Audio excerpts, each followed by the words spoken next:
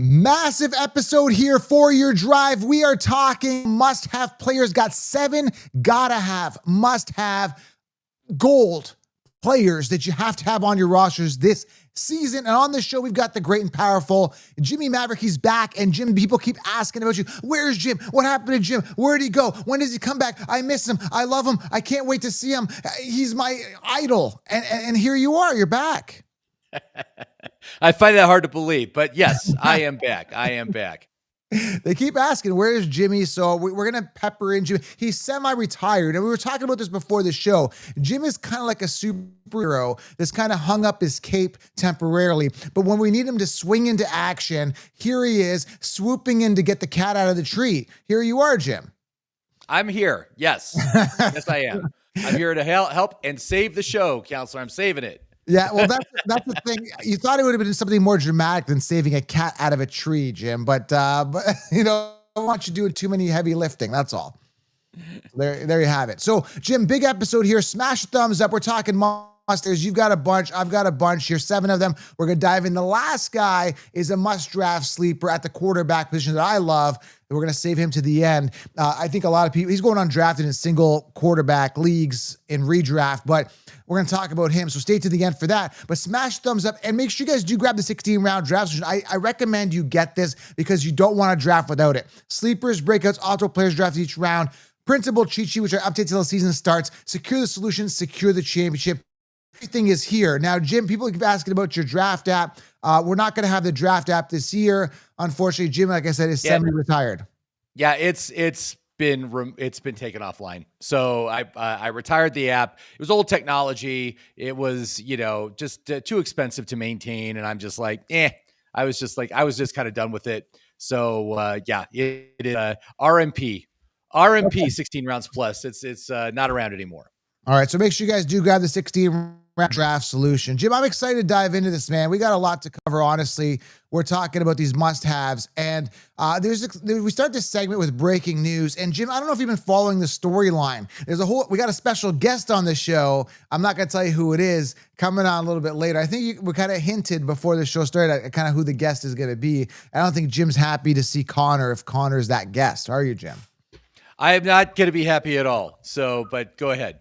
So we've got the latest news and notes. Breaking Brad, and I don't know if you've been caught up, but Breaking Brad had an altercation with Connor, and he tried to grill Connor on the barbecue. Fortunately for Connor, he was able to get away because Breaking Brad, when he was trying to strike with the spatula, went to attack him and tore an ACL in the process, and Connor was able to get away. That's why we're fortunate to have Connor possibly back on the show today. Now you're up to date with Breaking Brad and Connor. There you go. Yeah, I know. I heard about that, and I'm very disappointed that Breaking Brad did not finich the job. I've been advocating for this for 2 years, So, but anyway, is it kind of like a Coyote Roadrunner kind of thing? Is that what it is? Like the Roadrunner just keeps getting away with it, and one of these days, Coyote's gonna get him. Well, we're going to get to breaking news now, but Breaking Brad is still angry. Listen to what Breaking Brad has to say about Connor. Listen to this, Jim. Embrace the fury. Fear is weakness. Game over. So as you can tell, he's very angry. Game over. That's how he feels. Okay, let's get to the news here. We now have breaking news. A couple of things I want to talk about here. Justin Fields, he's been dealing with this toe issue, and apparently he's still a full go 11 drills. He was in camp. He's toughing it out with the toe. So I'm hoping it's not that serious. I'm not really on Justin Fields this year. I see a lot of people, Jim, getting excited about Justin Fields, but not a guy that I'm personally excited about. Are you in on Justin Fields at all, or does that not? It's the Jets. Like, let's put it that way. I am out on the Jets in general, man. I just think it's going to be a pretty bad offense. Fields just kills there's not going to be any passing game there. No. So you can't get Garrett Wilson. I'm hoping that Brees does better this year, that he bounces back, but how much scoring opportunities is he going to have? I'm really just not at all interested in the Jets in any facet for this season. Hey, man, listen, I don't blame you, but a lot of the Consheepses are liking the Justin Fields pick, and there's some upside, but not somebody I'm investing in. We talked about this before the show. Joe Mixon with the foot. This is a couple days old anyway, and this is a big thing we talk about here. Listen, I've got no stock at all in the Texans this year. I understand there's some Stroud upside. Woody Marks, the rookie running back, later, but Chubb gets an upgrade now. We don't know when Mixon's. What's the deal with Mixon? He's not. I don't think he's coming back, dude, anytime soon. Well, they say that he's going to miss all of the preseason, all of training camp. They'll say they hope he's ready for week 1. For me, that's a gigantic red flag. So I wouldn't touch Mixon under any circumstances. Sure. And also it does make me, I'm thinking, okay, I'd take Chubb. I mean, I don't know where he's going in drafts, but I know it's pretty late. It's well after like the 140s, I think, is where he is on draft boards. I think. I mean, last time I checked, I think that's where I saw him. So he's a low risk pick, and it could be a situation where he's 2 years removed from that horrendous injury he suffered. So but he's an older guy. But again, Mixon did really good in that offense last year. I think Chubb is a low risk option if you want go for him late, but I wouldn't take him like in the top 10 picks or anything like that. I would not do that. So we'll see where he moves on the draft board. This is what I tell people, like, don't believe what they say, believe what they do. And there's a reason why they brought Nick Chubb in. It wasn't just for, just for fun. They knew that something probably was going on with the foot. It sounds more serious. And, Joe Mixon at this end of his career is just not a guy I like the young, hungry running backs. Like I'm just hearing right now in reports, also add this to the news here, is Cam Scatterbo tearing it up, Giants. And I don't think he's got a lot of competition. He's got Tyrone Tracy there, who was a 5th-round pick, had a decent season last year. Scatterbo comes in as a 4th-round pick, hungry, young, natural lean forward ability. He's got a lot of energy. He's kind of a game breaker, game changer type guy. He's got that type of energy where he can grab the ball, run aggressively, also a goal line guy. Scatterbo is one of those guys I drafted early that he's kind of a guy I wish I had more stock in. I definitely saw the upside before. I know when we did our Dynasty League, I was like, man, Scatterbo, there's something there. We were talking over text here when I was doing some draft picks there in our Dynasty League with Jim. So I don't know, man, Scatterbo. I mean, there could be something there, Jim, as an RB1. He's going to take that job. I mean, yeah, again, we're talking another bad offense. It's just not going to be that good. Who's the quarterback they drafted? Dart, right? Isn't Dart Jackson Dart? And I haven't heard anything good about anything he's been doing. That really, that concerns me about how effective the offense is going to be, how many scoring opportunities there's going to be. I know Scatterbo is pretty cheap on the draft board, so I think he's 8th round, 7th. Do you know where he's going on the draft board? I don't even know. Yeah, give or take. He's like 7th, 8th round, give or take. Yeah, so I mean, maybe I'd take a shot on him at that point. Pretty low risk, but I'm not really seeking it out. I'm not just like the Jets, man. I'm not seeking out these New York teams. I just think they're both kind of hot garbage. So I'm going to steer clear of both. But I mean, Tyrone Tracy was pretty decent last year. And again, in a very bad offense. So, I mean, it could be useful. The thing with that, if a running back on a bad offense, if they're getting all the work, they'll be good. But if they're not, then they're typically, I mean, if he's splitting time with Tyrone, I'm not sure there's going to be a path there to relevance, but that's where I'm at with that guy. I see a ton of upside, especially there. And here's some news here about Jackson Dart. He said after practice on Sunday, July 27th, that he's starting to find his new comfort level. The game is starting to slow down. That's his quote. Dart said, that allowed me to play faster and make quicker decisions. So he's talking himself up. He's like, yeah, man, I could see the field. Things are slowing down. So good for him. That's pretty much it on Jackson Dart. Keon Coleman had a full day of impressive catches on Sunday, July 27th. That's good. Keon Coleman catching the ball impressively. That's what we're hearing. And Juwan Jennings, calf, was unable to finish practice this past Sunday due to calf injury. Something to be aware of. And don't you find those 49ers, they're constantly plagued with injuries? It's like injury after injury. I don't trust those guys that much. They are. And also, he's kind of like a one-year wonder. He's been in the league for years at this point. I think it was like 7 years. And he finally had a breakout year last season. I'm not sure that's realistic or sustainable. Much more inclined to take someone like Pearsall instead, as far as who can be the one on that offense. And, the 49ers always field a pretty good offense. I hear Ayuk isn't even going to play this year, so he's totally out. And so if I have a choice, I'm going to go for Pearsall as opposed to Jennings. So Yeah. And yeah, just to confirm what you said, this guy, Juwan Jennings, 6'3", 212, was actually a 7th-round pick back in 2020. So he's entering his 5th season, just to stand corrected there. But that's still years to wow us, Jim. And guess what? exactly. We're Exactly. not wow. And We're if not and wow. if you don't wow us by about the 3rd season, we're not going to look at you. We're not going to be interested. Exactly. Not really into him. So anything else, Jim, in the news that's jumping in? Oh, one more thing. Travis Hunter. I talked about this briefly in yesterday's show, has taken 83 snaps through 4 practices with 36 snaps on offense, 47 snaps on defense. On 7-on-7 drills, he was 11 snaps on offense and 7 times on defense. So basically splitting it up pretty evenly in regards to snap count, playing both sides of the ball. I still think this guy is better than Brian Thomas Jr. when you look at talent. Like, I've watched these guys You run. do? Really? Look at that. I've watched tape, like, side by side. He looks more Yeah. explosive. He looks more explosive, more dynamic. And if they have him focus on wide receiver, he would be absolutely astronomical. I don't want him to, catch, what's that old saying? Chase 2 rabbits, catch none. I don't want to have him spread himself thin, essentially. I want him, if he's going to go wide receiver, right? And I think he could really dip into that volume with Brian Thomas. And listen to this, Brian Thomas last year was great. We were recommending him, I think 9th round, give or take. He was on all my rosters.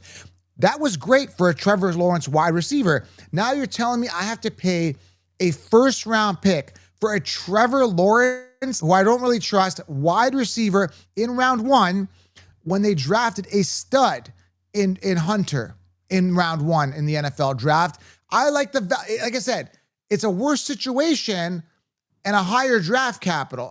That turns me off, dude. I'm not in on that. I don't like that. Yeah, I mean, it is riskier. And really, I have been a fan of Travis Hunter since I first saw him make his debut at the University of Colorado, man. I mean, because Colorado football, that's my college team. That's where I went to school. So I've always been in on that, and Coach Sanders and all that stuff. I am not concerned about Travis Hunter playing both sides, both offense and defense. That guy has a motor like no one I have ever seen play football. It's incredible. But I think you're right. I mean, I think he is. I don't think there's a way that he can be the one on Jacksonville if he's also going to be playing defense. Yeah. And that leads me to believe that I think Brian Thomas is still the better bet. But yeah, I mean, can Brian Thomas improve from last year? Last year, he didn't have this competition. This year, he does. So it is a riskier pick. I think both are pretty risky picks. And I'm not a fan of Trevor Lawrence. I don't think he's a good quarterback. I think he's shown that through his career. He's just not a good quarterback. He's an average quarterback. And so, I'm generally staying away from both those guys, to tell you the truth. So, I just saw a video here. It's this is funny, breaking news. It just kind of came up to me as we're watching this. So they got a video of kind of Malik Neighbors here, and they're asking him how long a yard is. So I got the video here. Maybe I'll rewind it here a little bit so you guys can see. They're asking him how long a yard is, and he has no clue, which is kind of concerning. We're glad he plays really good football, so he pulls out what a yard is, but it's really off, it's not even close to a yard. So not good that he doesn't know his measurements. That just kind of came up on my feed. I wanted to share that. But I think Malik Neighbors finishes as the top wide receiver this year in fantasy points. What are your thoughts on that bold prediction? Now, remember, last year, the reason why he did so good, and he kind of did something that hardly any other wide receivers have done in NFL history, but dude had a 37% target share. I mean, just an insane level of targets. And can he improve upon that this year? Can he even get a higher target share than he did last year? I don't think it is. I think he's going to revert a little bit. But he's an excellent player. But I think last year he was just very fortunate that he got that massive, massive target share, higher than any other wide receiver in the league last year. And that's what made him so successful. That's what made him, he got the volume that gave him those incredible stats. But I'm not sure we're going to see it again this year. I'd much rather have someone like Puka. If I'm going to go, no, we're going to argue. I'd rather have Puka. I think No. Puka's fantastic. Puka has done nothing but been excellent since getting into league. I don't trust him. Nothing I but can't. excellence. Oh, this is a Connor moment. We're gonna have to bring Connor out for this. He's gonna love you for that. I'm totally against Puka this year. For one, he basically folded. He said, "Here, take my jersey." And then Tim was saying it's not a big deal when you give someone your jersey. That is kind of over saying, bowing down, saying you take it. And then I heard another interview with Puka saying basically like, I won't quote, I don't know the exact quote, but something along the line of, "You're Devontae Adams, you go ahead and take the first reps." Like you basically handing the job over. And not to mention the injury last year. I don't know, man. He's got that like weak energy. And then they asked him like, would you want to spend a week with LeBron? And he goes, "Oh, I don't know, maybe," like a little schoolgirl. Like, I don't know. He's just giving me this like pass the torch type energy. Like he's not giving me, I'm going to grab the bull by the horns energy. I don't know. Maybe How do you pass the torch to a guy that's a 33-year-old receiver? Come on. I mean, I think he's still viable. Devontae Adams was probably like his favorite player when he was a kid, right? That's how long Devontae Adams has been in the league, right? And so it's your childhood hero, right? So But let me ask you this. When was the time that Adams ever played second fiddle to, I know he's on the tail end of his career, but has he ever played second fiddle to anybody? I'd say no. I think, Right? I do not think that he's going to be the one on this team. Devontae Adams is too old. He's too old at this point. He still plays at a pretty high level, but he's not the player he was like 5 or 6 years ago. So I'm not concerned about it. Puka is in his prime. Puka's entering his third year. He had a little bit of a setback last year, which I expected coming off that record-setting freshman year he had. So he regressed a little bit, bounced back this year. And the offense is going to be great regardless. I mean, the Rams are going to be a great offense. So, but I, like I said, I'm just saying I prefer Puka over Jacksonville's receivers. If I'm going to go wide receiver in the first round, and I'm picking late, like a late first round pick, I think he's a good choice. I think he's going to get the ball. I like Malik more, but I definitely see your point. There's going to be a slight regression in his target. So, all right. Yep. So we have the difference of opinions, which makes it so interesting. That's it for the show. Breaking Brad, where are you? We now have breaking news.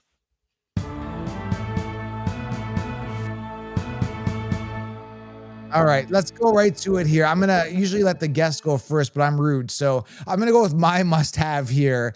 It's round 1 ADP. I don't think you're as high on him as I know Tim is not. Tim, the bald guy, doesn't like Genty as much. But this is the reason. Jim, have you noticed the nice new hat here? Oh, you got your Raiders hat. Okay, there you go.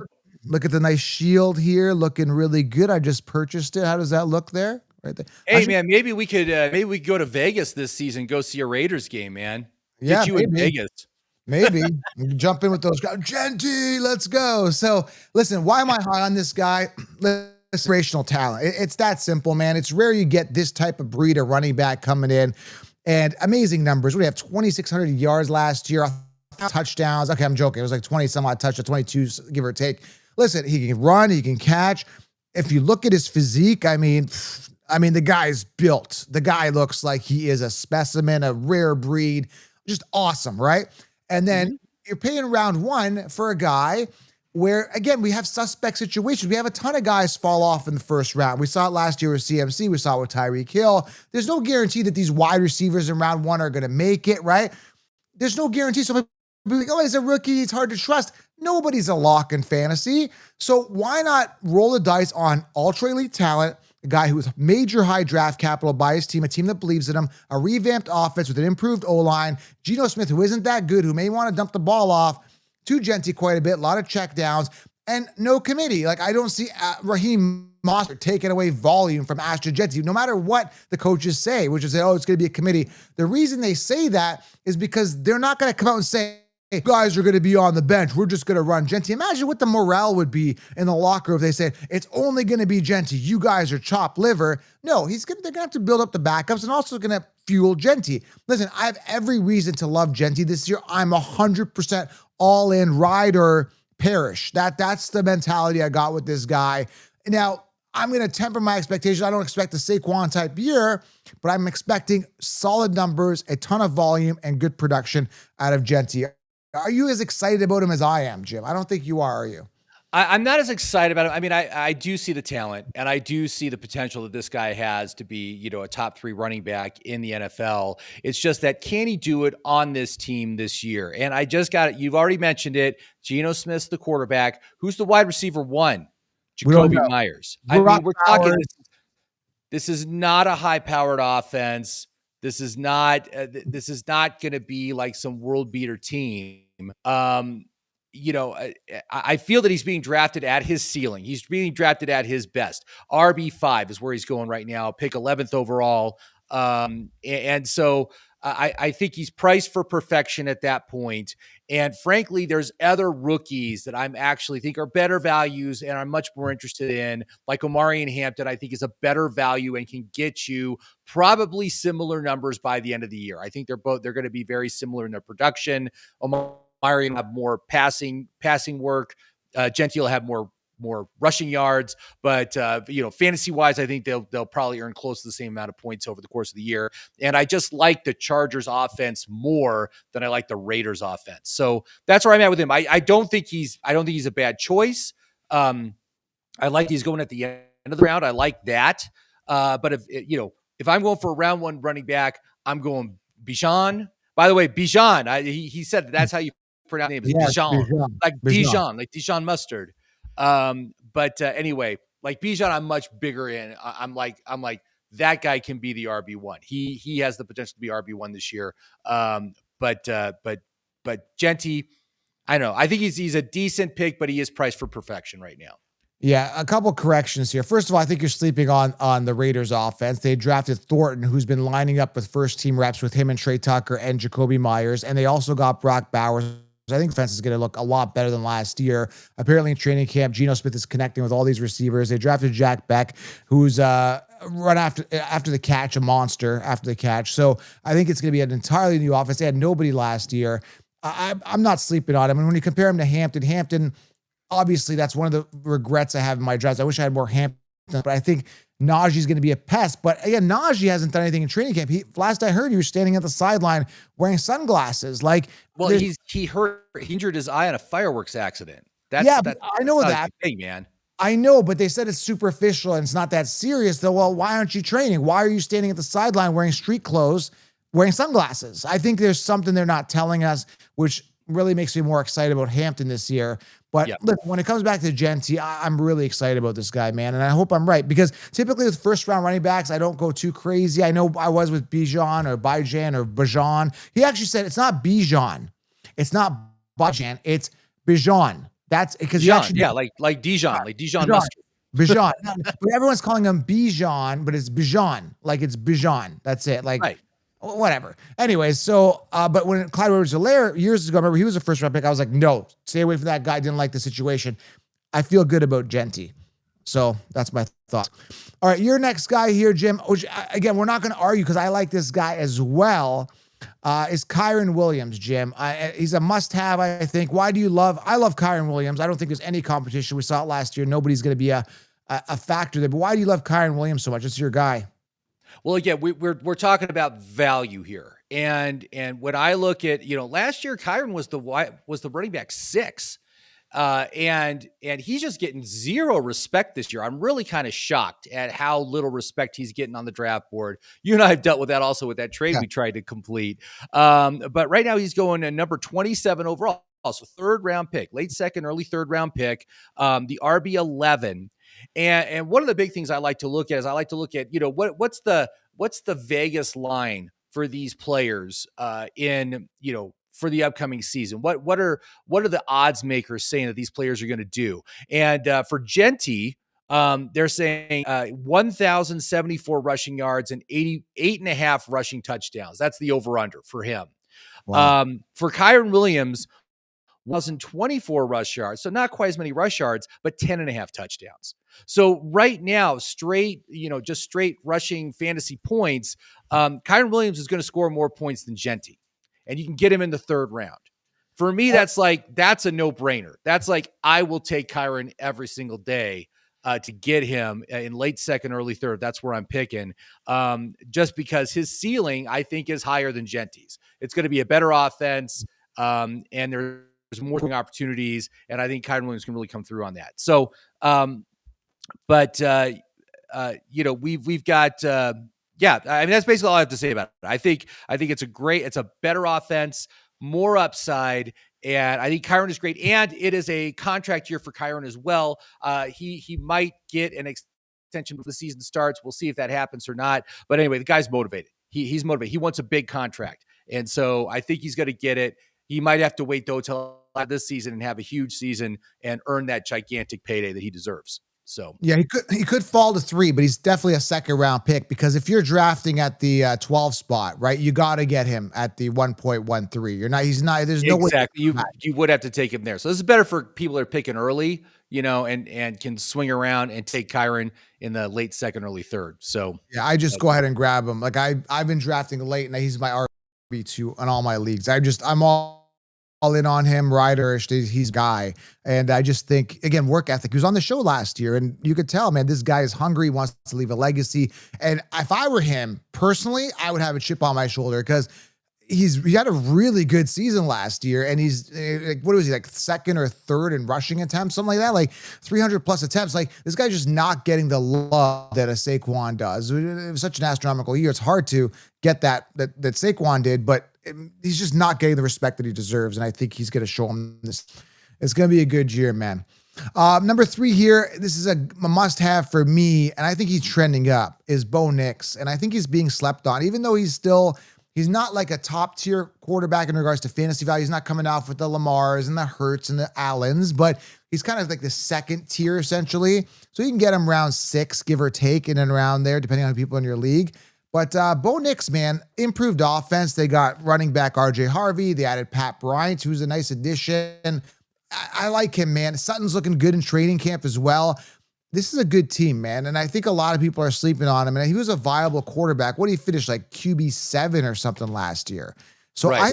There's something there. He really broke out. I mean, last year was a fantastic rookie season for him. And kudos to him and to the coach, to Sean Payton, for coaching him up and making him as good as he was. So, yeah. And I do like Bo Nix, but again, just like Genti, I think he's being drafted at about his ceiling. I think, right now I got him at 85th overall, quarterback 8 coming off the board.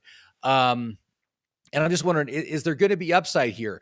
Did the offense substantially improve itself from last year? And while they did add some pieces, they still don't have an elite wide receiver 1 on that team. I mean, Sutton is not an elite wide receiver 1. Really. But I think he's good, right? But I don't think he's an elite wide receiver 1. They drafted RJ Harvey is that they drafted? Yeah. Yes. Yeah. And then they brought in another guy who was on the Chargers last year. But anyway, Dobbins. Yeah, Dobbins, who probably will be injured all season. But like I said, I just don't think there's a lot that he can. I'm not seeing the value, right? I'm seeing that he's being drafted at about his ceiling. He's going to be he's a solid QB1, and 85th overall. That's 7th round. That's not a bad place to take a QB1. But I'm just not. I just don't think he can really do more than he did last year, and so that kind of just sticks him, as a low end QB1, a mid to low end QB1. And I want something with more upside than that for my team. So we're arguing way too much because I'm all in on Nix. And like he came out and said something along the line. I want to be I'm going to butcher this quote as well, but I was reading somewhere, I'm going to be the best player in the league. That's his mentality. Those are the types of players I like. Players that are like, I'm going to be the best. I'm going to push it. And like, that's the type of player I like. And I think he only gets better, man. I think he's a good player, and he put up solid numbers last year, 29-12. There's room to improve there in regards to touchdown interception ratio. 29 touchdowns. He could do better than that, and still just under 4,000 yards, 3,775. There's room for improvement there. And even though there's room for improvement, he still finished as QB7. So I don't know. I see something here, man. I see something here that, some upside for sure. So I mean, I would love to see Bo Nix become the next Drew Brees. I think that would be absolutely thrilling. But I don't think they're going to be able to do it until they get themselves an elite wide receiver 1 on this team. They really need to upgrade the wide receiver core, and that just hasn't happened yet. So for me, I'm not sure. And he got 29 touchdowns last year. Vegas line this year over under 24.5. Wow. So they're not predicting that he's going to improve last year. So, again, like I said, I think he's a ceiling play right now, but I think he's a solid play for a mid to low end QB1. But I'm just not seeing any upside with him at this particular time. Jim, I'm going to queue up your next guy here. We're talking Michael Penix, who I'm not really high on, but we have somebody entering the studio here who really wants to talk to you, Jim. And Oh God, there he is. Here he is, right here. Welcome to the show, Connor. Look at you. Just when I thought you wouldn't come back, here you are. yeah. I saw that hot take photo of you the other day, and I'm just disappointed that it didn't go all the way. I'm sorry. You're not very nice at all. I don't like you anymore. I never did. In fact, you're the one who started this whole grill the Connor thing, and I don't appreciate that at all. Yeah. I gotta say, Connor, man, I am so hungry right now. I could really go for a sandwich. Can you help me out a little bit there? Can you get me a little slice of mutton, a delicious lean slice of mutton there? Put it on a couple of pieces of rye bread. Oh man.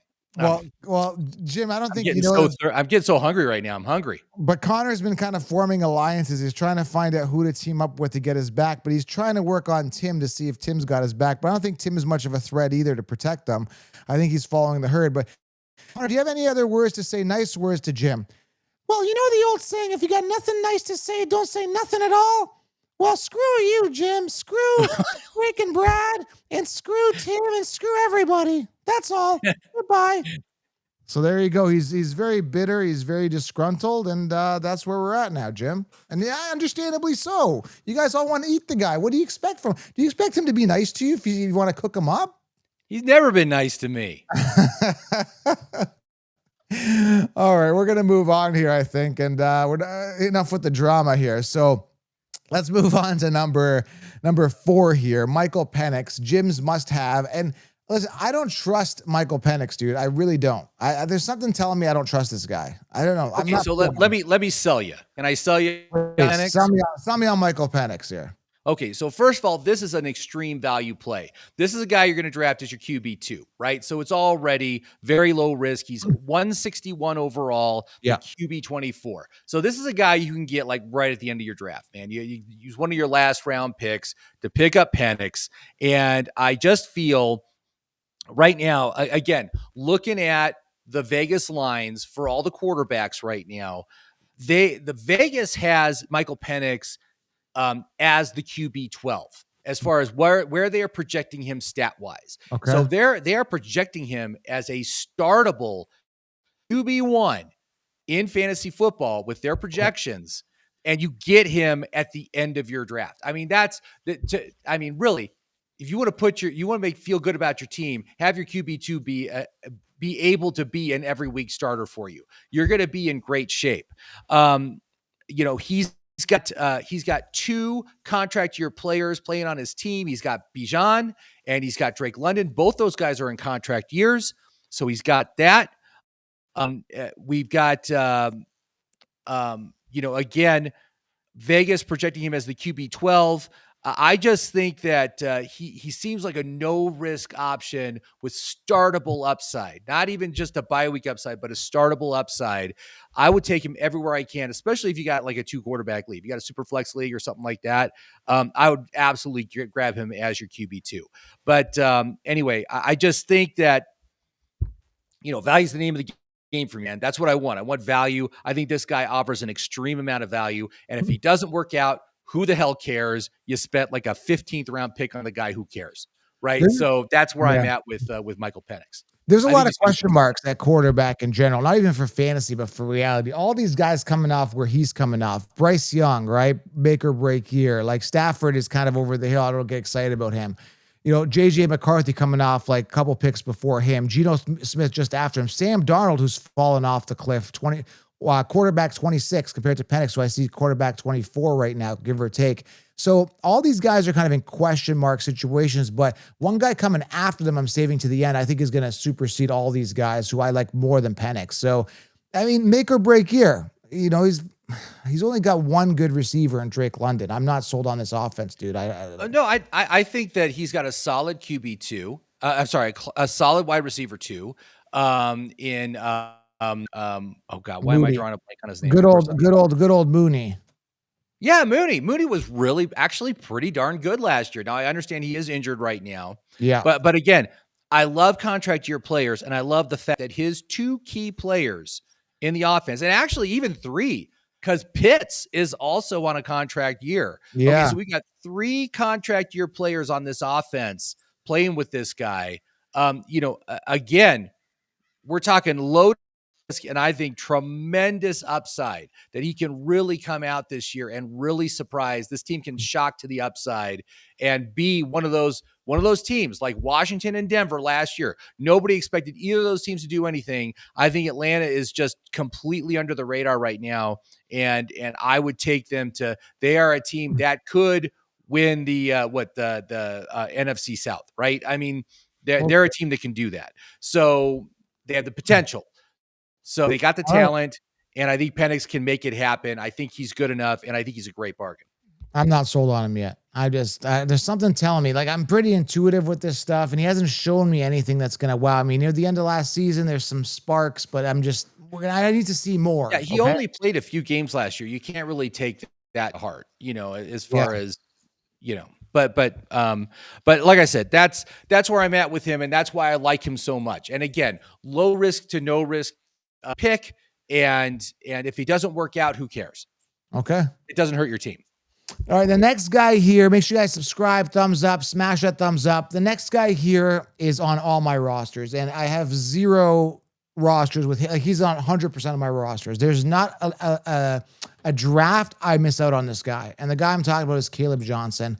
I believe he's the full workhorse. There's no committee. Now, there's all this buzz that Warren's the one. I don't believe that. That is all BS, all this stuff. If Warren is the one, you wouldn't have even drafted Caleb. You would have said, okay, we're going to ship off Najee, and we're going to make you the one. 300 attempts. No chance, man. And there's videos of Jalen Warren, like, pulling, like, big soccer posts that weigh, I don't know, hundreds of pounds, and he's running with them. And I remember this actually last year. I ended up a year or 2 ago, I posted a video of Warren with his pass blocking where he looks really aggressive. He's throwing people around. And I thought he was going to have a decent year last year. Didn't mind you stocking him last year.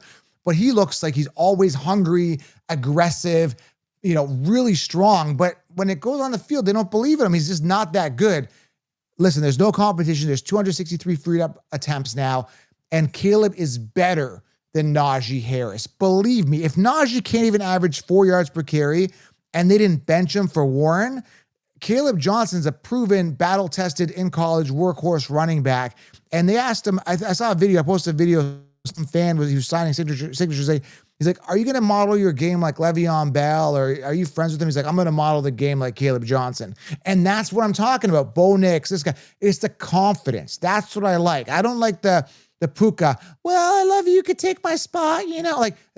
No, I believe in me. This is me. Like, Michael Jordan wouldn't say, I'm going to make Scottie Pippen the one. I'm going to pass. No, Michael Jordan was the alpha, and Caleb is going to take over this backfield. Watch. Caleb's top 5 running back this year. Calling it now. Really?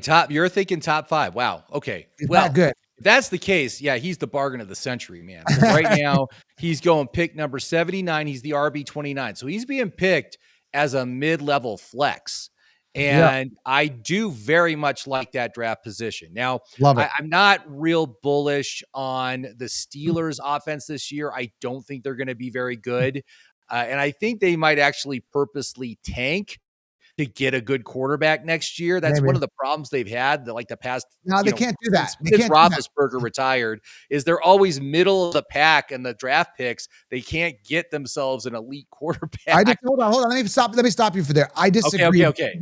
The ego of Aaron Rodgers is way too big to tank. I don't see him going out like that. That's number one. Number 2, Tomlin's in the hot seat, man. There's a lot of criticism about him not taking the Steelers into the deep in the playoffs. So he's got a chip on got to play it out. I see what you're saying, but based on those 2 guys' egos, I don't see it, man. They're just too strong of personalities, like egocentrical guys. I don't see them, folding. But I could be wrong. Aaron Rodgers may have the ego, but I don't think his body can produce anymore. I just think he's not at that. He's past that point in his career. He's not going to be the Aaron Rodgers of 5 years ago. so he's not that good. DK Metcalf, DK Metcalf is not that good a Not really. receiver. No. He's never been more than a wide receiver 2. They got rid, they got rid of a lot of offensive talent. I'm just not seeing a lot of scoring opportunities for this team. But like I said, pick 79 overall. We're talking into the 7th round. You can get Caleb Johnson. I love that play. I love that. If you get him as your 3rd or 4th running back, I think you're going to be in great shape this year because he's going to get the Actually, volume. like as of yesterday, I heard this recently, and people are DMing me like his ADP is shooting up. There was a recent quote, Mike Tomlin praised rookie RB Caleb Johnson after one day of training camp, crediting him for his preparation as conditioning. So Tomlin's already starting to praise him. I got a picture here of Arthur Smith putting his hand on his helmet here. Now, I don't like Arthur Smith, and some people are saying, what if he does the whole Bijan thing? Maybe but I just don't see him making that same mistake. And we saw Najee getting that volume. Someone's got to get that volume. Oh, and right now, as we're talking, this is breaking news. This is so ironic. The Steelers are releasing Cordarrelle Patterson, he announced.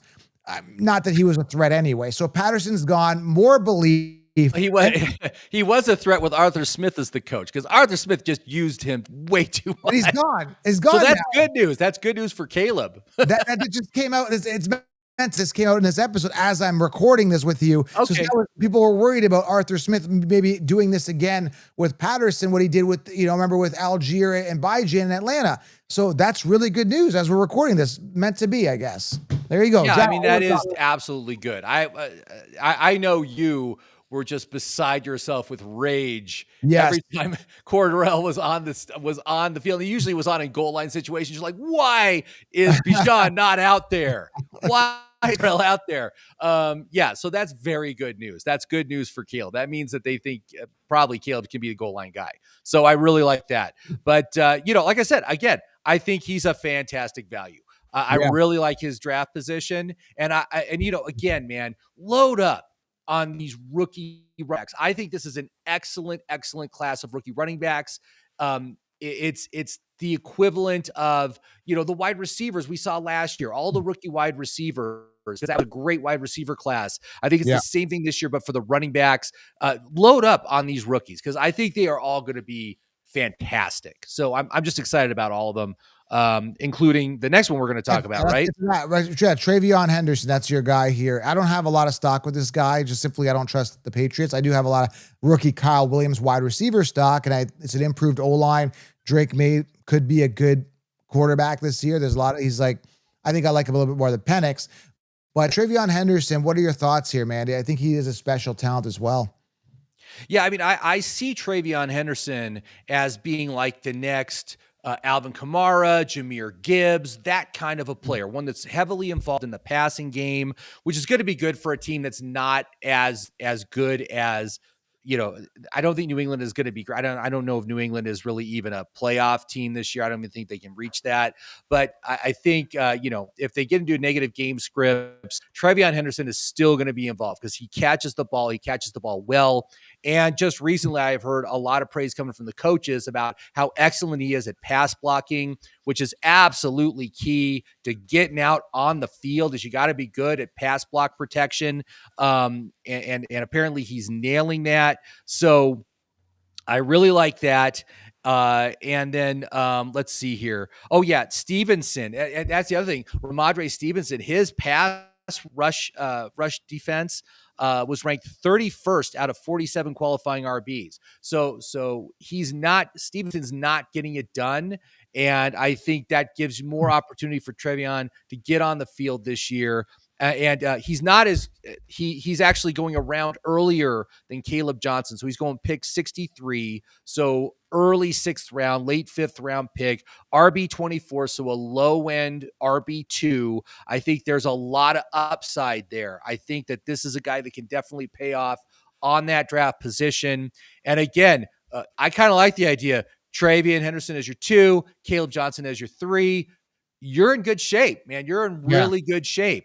and I mean, you could even go Omarion Hampton or Ashton Genty for your RB1. Yes. I would love that trifecta. That would be like an awesome trifecta of running backs to have this year. But I'm in on all those guys. So Yeah, all great talent, man. It's gonna be an exciting year, and as soon as you see like a big run from explosive Henderson, it's gonna be fun, man. So I like him too.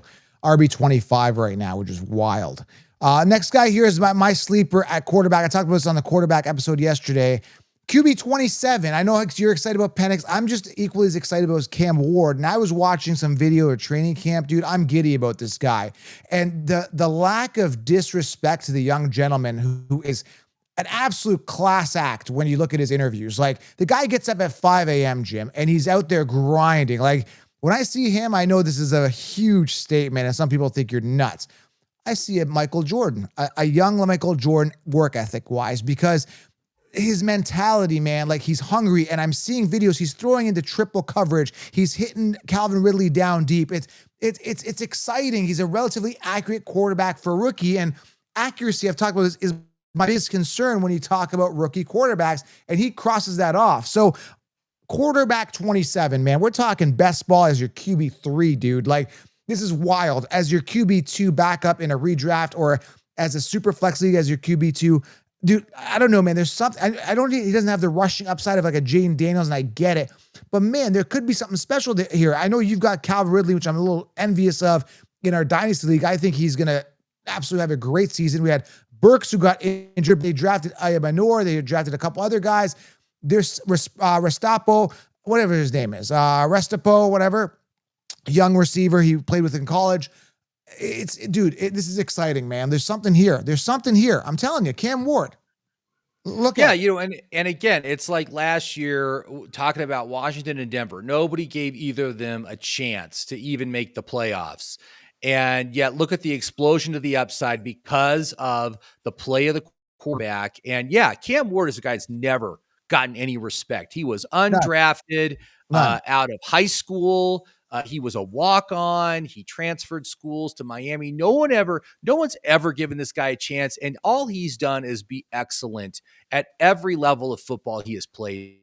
I absolutely see that for him. I think he is a bright, shining star heading into the league, and I really want to see him succeed. I just heard that Levis is going to miss the season, so there's really not any competition there. Not that Levis was really any competition, but Levis is going to miss the season because of a shoulder surgery. So Cam Ward's going to be the guy. He's going to be the guy the whole year. And speaking of Calvin Ridley, yes, I do love Calvin Ridley this year because of that. Calvin Ridley, by the way, is going at pick 77. He's the wide receiver 35. What a value. Value. That is an awesome, awesome pick. I'd be very excited to take Calvin Ridley every single time I can. Where are we talking? We're talking a late 6th, early 7th round. That's a great place to get a wide receiver one. I'm always a little bit more nervous about rookie quarterbacks, but I feel like they're coming into the NFL now more pro ready than they've ever been. And so, yeah, I think that there is some definite upside here. Although I do have to say, I do like Penix more, because I do think Penix is going to be a startable every week starter, whereas I think Cam Ward's going to be more matchup based to whether or not you want to start him or not in any given week. But yeah, I like him. I hope he does well, because I really like the guy. I'm rooting for him. And this is giving me the CJ Stroud rookie with Nico Collins vibe. Remember, like, they were just sleeping on Stroud just because he was young, a rookie, and then they were sleeping on Nico and his receivers just because, like, this is giving me that vibe, man. Like, it's just a steal. He's a steal. Ward is a steal. Like, it's amazing. And then if you look at the other guys in and around his ADP, like Aaron Rodgers, Anthony Richardson, who else you got here? Sam Darnold, I don't care about those guys. I'm going to take the upside guy. Geno Smith, maybe, but like Bryce Young, upside, years to wow us. There's something there, man. He's just sitting there. I'm looking at him at QB 27. He is that dime in the rough in there at that ADP, man. Like, it's wild. Stash him. That's how I look at it. Yeah. And actually, what I'm seeing, these numbers I'm giving, by the way, are all off a sleeper. Cam Ward's at 157 on Sleeper, so he's the QB 21 on Sleeper. So Okay. it seems to be a lot higher ranking than that list you're looking at. But regardless, that's an easy get, right? I mean, we're talking 13th round, 14th round, 15th round. Again, these guys. Mm. These are your dice rolls. These are the guys, and if they're good enough to become every week starters, that is just like gold for your team. So go mining and grab one of them. I think Cam Ward or Penix. I like Penix more, but I think Cam Ward has some exciting upside. So all I'd right, be in on that. make sure you leave a thumbs up on your way out. Smash it. If you're listening in the car, head on over to my YouTube channel, hit a thumbs up there, subscribe, turn on the bell. I'm doing news here and I'm breaking news on my on my Instagram as well at Fantasy Football Counselor. Head on over there as well. Jim, what a great episode, man. It was exciting. It was fun. A lot of talking. I can't believe we almost went an hour here, but there was a lot to talk about, a lot to cover, man. And it's exciting stuff, honestly. We're at full flow draft season now. It's on. Yeah, it's great, man. It's great. So I'm excited. I've got right now I only got one draft scheduled, and it's going to be right after Labor Day. So I got that coming up. But yeah, I'm starting to pay more attention to this stuff. I'm starting to watch more stuff and figure out what's going on in training camp and all that. So Okay, Jim, I want to get you back on right in the heart of prime time. Are you going to be good to go for mid-August? Can you do one more? Maybe two more? Sure. Yeah, I'll be around. I'm not going anywhere well, actually, that's not true. Actually, I got to tell you this, man. I'm very excited. What's that? I am going to LA this week, and my wife got tickets to the Price is Right game show for us. We're going to the Price is Right. It has been a lifelong dream of mine to get up on stage at the Price is Right. We'll see if it happens. It probably won't, but it would be very exciting if it did. And win some cash and prizes. I think that'd be very, very fun. So wish me luck out there, everybody. Wish me luck that I get up on stage. It'd be nice if Bob Barker was still around. Unfortunately, he's not. It would be nice because everyone kind of grew up with that. We'd call in sick and we stay home and watch The Price is Right. So it's kind of cemented in my brain too, that show. It's just a classic show. I don't watch it anymore, but yeah, man, I'd love to see you on that show. But if you better win some Plinko. What's that game? Plinko? With the tons of games. Any of the cash games I love. I want cash. I want trips. That's what I'm most interested in. I don't care about a car. I don't want any ugly home furnishings or anything like that. I want cash or I want trips. So that's what I would be hoping for in any sort of game situation. Well, make sure you shout Connor out when you're there. If you make it on, give a shout out to Connor when you're on stage. Okay? Shout out to Connor. Maybe you guys could rekindle your relationship again. So I'll let you know. I'll let you know if I actually get on, and I'll let you know when the show happens if it does. Yes, but we'll let everybody know. We'll show everybody. Yeah. All right. That's it, guys. Fantasy Football 2025 full force. Smash it, tap it, hit the thumbs up, drop a question, and grab the 16-round draft solution. Jim, always a pleasure, man. We'll see you again in August. All right. Thank you, Counselor. Have a good one.